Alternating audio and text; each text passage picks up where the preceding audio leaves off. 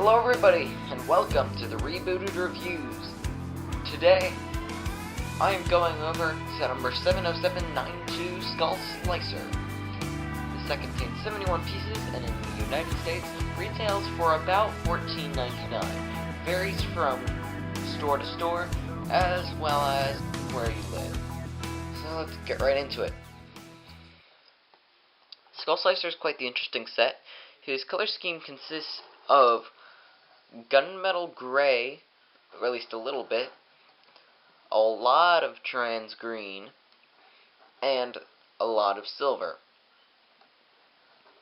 Now there are a few breaks in this color scheme, such as this yellow gear and this red axle, but considering the eye stalk is reddish orange, it's not too bad. The feet do feature two red pins for these two extra things that were added on. Kind of nice that they added those just to add a little bit of extra balance. It's quite effective, more effective than Skull Slicer's toes. There is some translucent reddish orange right here and right here, but judging from Skull Basher's profile description, I guess you could interpret it as being Skull Grinder's power that reanimated him, coursing through his veins, or something. Or what he has left of his veins, because, you know, skeletons and all that. He doesn't feel, and I guess that's because the arms can't really be armored because of the gear function, and it would probably interfere a lot, but we'll get to that gear function later. Unfortunately, the legs don't have much armor, which is kind of strange, but, you know, I guess maybe the arms would probably knock into any armor that would be there, but I'm personally okay with it. It adds to the skeletal look, although it does make him look a bit incomplete.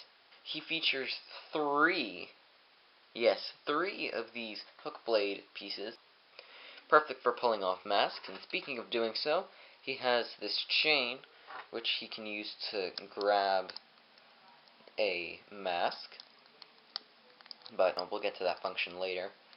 It works pretty well. You just have to account for the different shapes of different masks, just trying to find where it would be most secure gripping it, but you can do it however you want, because, you know, it's Lego. You can make it how you want. Now, interestingly enough, these gears right here were featured in a Slicer set. I think it was called Amazon in the United States and Jungle everywhere else, and I know I just said Slicer even though in the United States it was called Throwbot, so it's pretty confusing. Just a little interesting thing there. 3 friction gears on this side, and quite an interesting thing that they did back here is they connected these two arms together to make them go at the same time.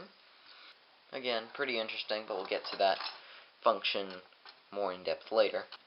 For the silver hands, I realized that when I'm gonna disassemble these at some point, I'm gonna have a lot of silver hands. And I mean a lot of silver hands, plus the Toa. Silver hands and feet everywhere. In fact, he has 6 or 4 of almost every piece. His build is a bit repetitive, I will warn you, but it's interesting. Speaking of the build and the pieces that make it up, let's move on. There's a huge amount of recolors and new molds, but mostly recolors.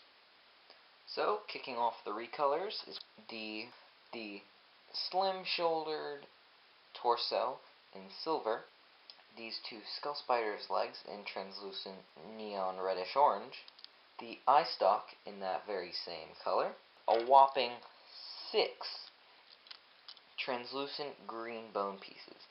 Yeah, that's a lot of those. If there was a meme to represent this set, it would probably be translucent green everywhere. There's the golden mask of jungle, and depending on how it comes out of the mold, the color ratio is going to vary a lot. And for the final, not really recolor, is the exclusive print on his chest plate, or at least the chest attachment.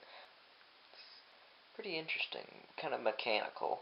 Now, before we get into the new mold, I'm not sure if this is a new mold. It kind of looks like a remake of an older piece, but I am not sure if this is new or not.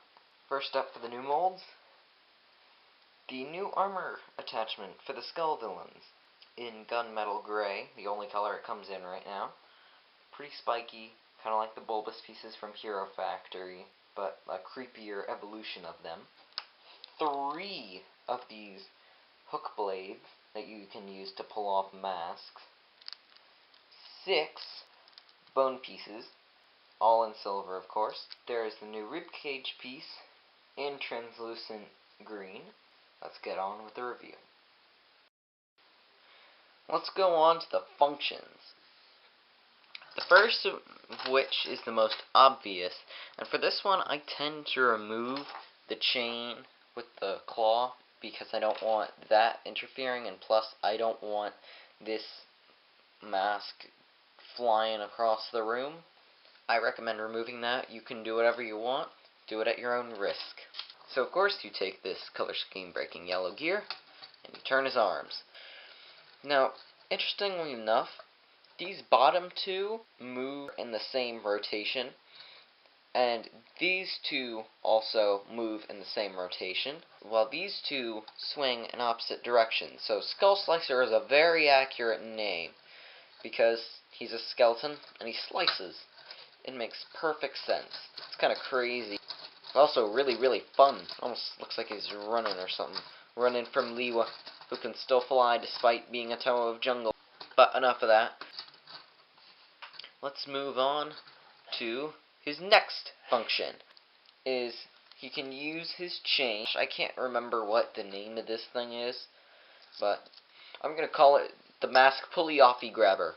So for this I'm going to remove this mask. I'm going to bring in my good buddy Opalo Liwa, who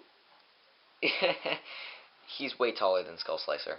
It's kind of weird how everybody's taller than their counterpart, except for POWAHH, where it doesn't really count because his opponent isn't bipedal, and Tahu, who I think is either shorter or the same height as Skull Grinder. But anyway, what we're supposed to be able to do is take this,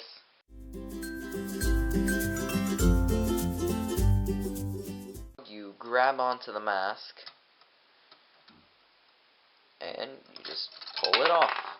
And if it doesn't fall out, Skull Slicer can take off his Skull Spider mask, and he can put on the mask and thus drain its elemental powers. Now, I didn't mention this in Skull Warriors review, but the Skull villains look kind of interesting with the Toa's drained golden masks. You have the same trans color, but there's also the gold. It's really weird. But anyway, using the other function, which is if you hit the back of the head, the mask goes flying off, hopefully not into oblivion. And now Liwa can reclaim his undrained mask and continue on his quest. So, that's about it. What do you guys think of this set? Is it a hit, or is it a miss? Are you a big fan of this set, or do you think it's really lame?